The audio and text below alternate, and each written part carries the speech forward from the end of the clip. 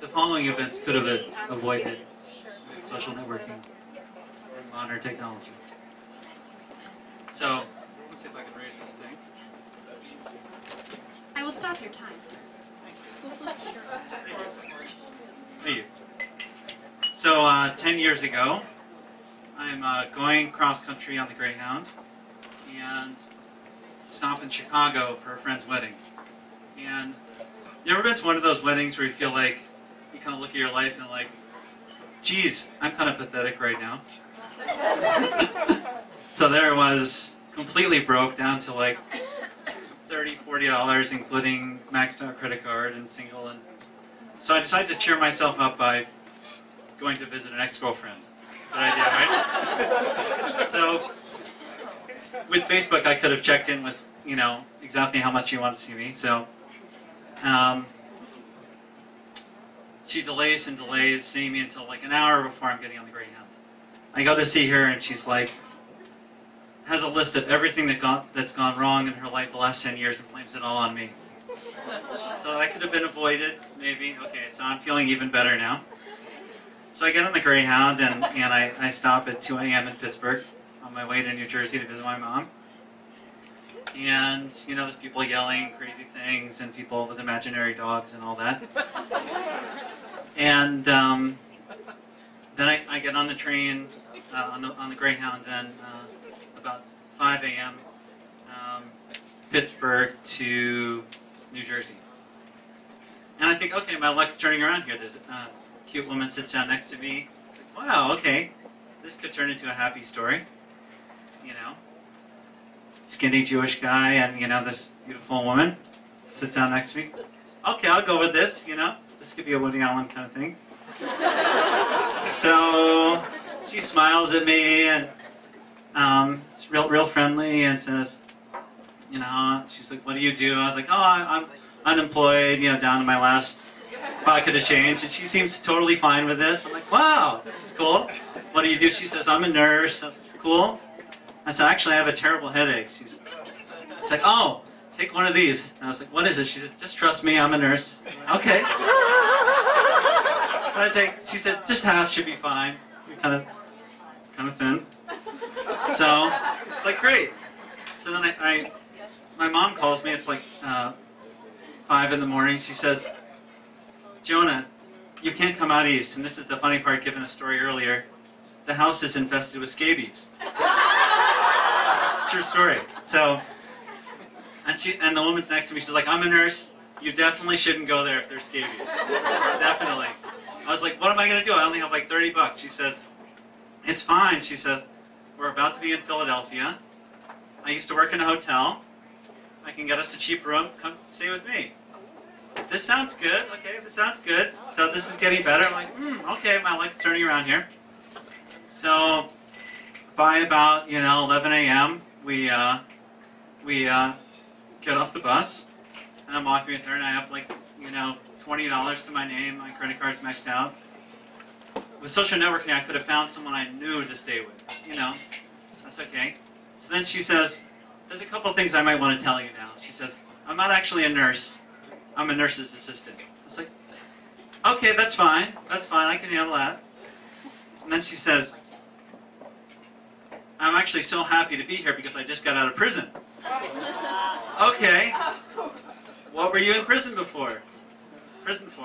Well, actually, my boyfriend attacked me with a baseball bat. It was totally self-defense, but I shot him in the knees with a shotgun. Okay. That's okay, you seem nice. So, and she's like, there's 2 things I want to do after being in prison. I want to get laid, and I want to get a slice of pizza. Okay, I can go with this. She said, well, you know, you're nice, but there's this guy, you know, I was staying at my mom's in New York City, she tells me, and there's this older gentleman who was a friend of the family, like 30 years older than her, and she was having this covert affair with him while she was staying at her mom's, and she kept calling him from prison, and he never returned her phone calls, but she wanted to go visit him, and thought, you know, this would be the guy she she broke her time with of abstinence. So, and to impress him, she wanted to get her tongue pierced. So, again, we could have used at this point, some kind of a smartphone to figure out. Thank you. I think I'm going to go a little bit over. To find a good place to get her tongue pierced. So, but we didn't have that. So we go to the first place we find. He's closing in 5 minutes. She said, please, can you just squeeze me in on this? And he's like, fine, this will be totally painless. You can have your money back if it hurts. Puts the tongue piercing in. She's in absolutely excruciating pain. She can't even tell him how much it hurts. We go out, we're walking down the street. She doesn't try for the refund.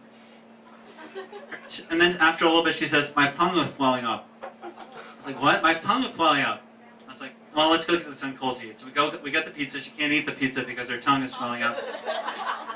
And she can eat like a Coke, drink a Coke. So I was like, okay, let's just go to the hotel.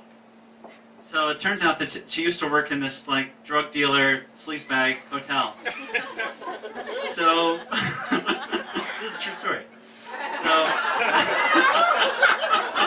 So we go in, and like on the way up, I got offered drugs and sex for money and all these things. And like I'm thinking like this place probably has scabies too. It's kind of too late at this point. So we get to the room, and she's like,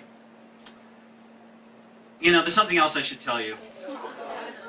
You know, I used to be like 500 pounds. Like I know I'm really skinny now.